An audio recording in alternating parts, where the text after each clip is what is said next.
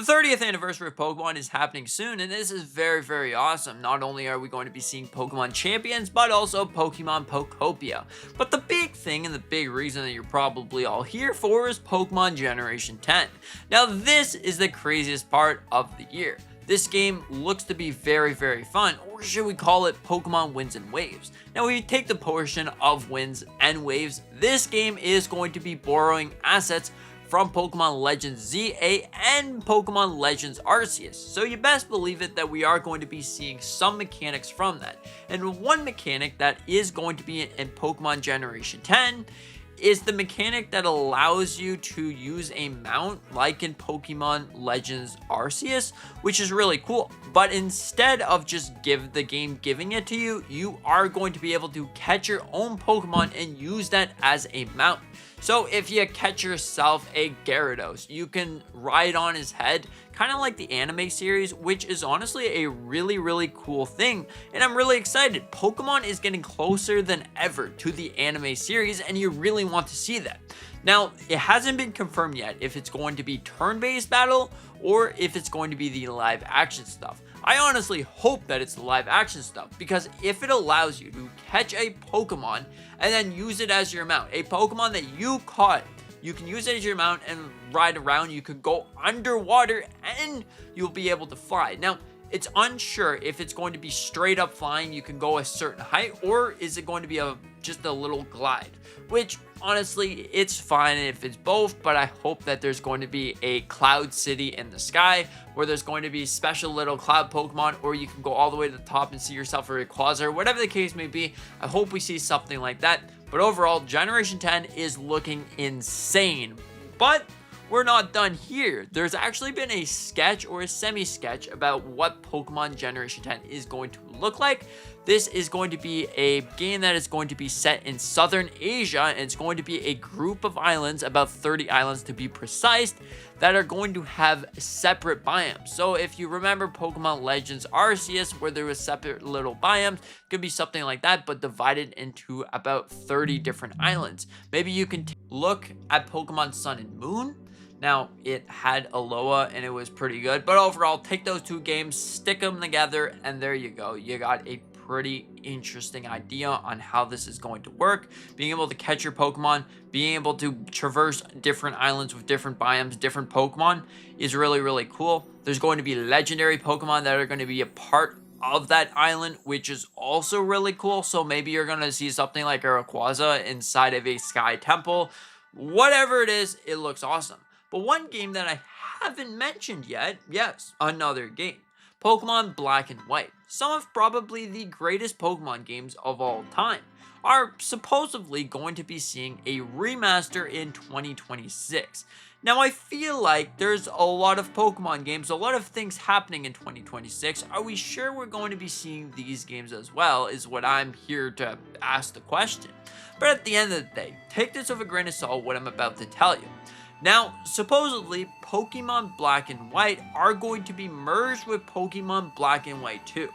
Now, if this is correct, this would make for a pretty good Pokemon game. It would make a pretty awesome Pokemon game. One of the key reasons of Pokemon Heart Gold and Soul Silver being so good is because you had the first game to explore and mess around, and then you had essentially just Kanto to go and explore and mess around. You had 16 different gyms that really made for a long Pokemon game and worth the price on what it was. The game also looked really great. It had everything that fans across the series wanted for a long time, which honestly is something that you really like to see, and maybe this could be something like that. Having 16 different gyms and also allowing your Pokemon to follow you and look really, really good on Nintendo Switch 1 and Nintendo Switch 2. So now, this is also a very interesting question. Will it be on Nintendo Switch 2? Or Nintendo Switch 1, I should say. Of course it's going to be on Switch 2. What am I thinking about here?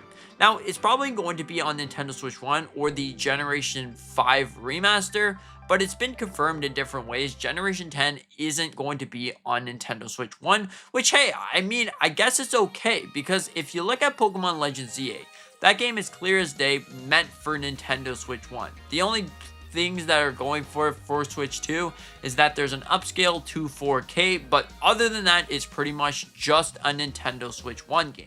But if they're focusing that energy on Nintendo Switch 2, imagine how great Pokemon games will look as a whole. I'm really excited for something like this. Generation 10 Winds and Waves looks really awesome.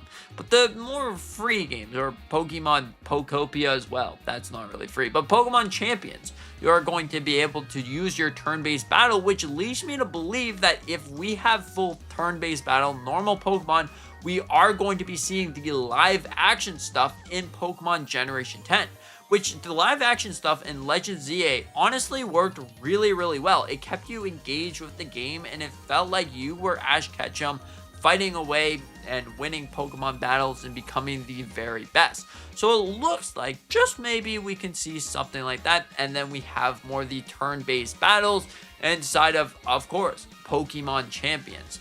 But that's not all. Pokemon Pokopia is honestly a really cool Animal Crossing game. If you just wanted to sit back and relax, plant some gardens, make some Pokemon, who knows? It's pretty awesome. You can make a whole bunch of different things in Pokemon Pokopia, which looks really awesome. But overall, that's not the only things, right? I mean, every single Pokemon Day, every single anniversary, we have something to do with the TCG.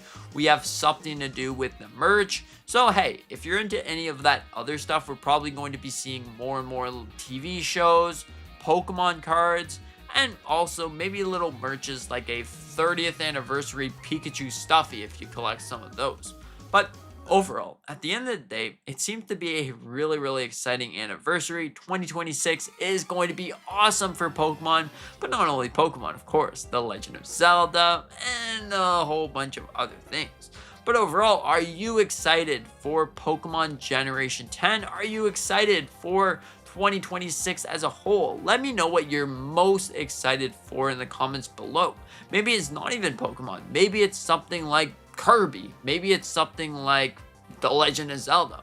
Anyways, thank you so much for watching. I hope that you enjoyed. I hope that you have a fantastic, amazing rest of your day. Let me know what your favorite Pokemon or your favorite thing about 2026 is going to be. Is it not even Nintendo based? Or is it special little toys? Who knows? It's going to be a crazy year with Pokemon, Legend of Zelda, Mario. Anyways, speaking of all that, consider hit the subscribe button. I really appreciate it. I talk about a bunch of different things on this channel.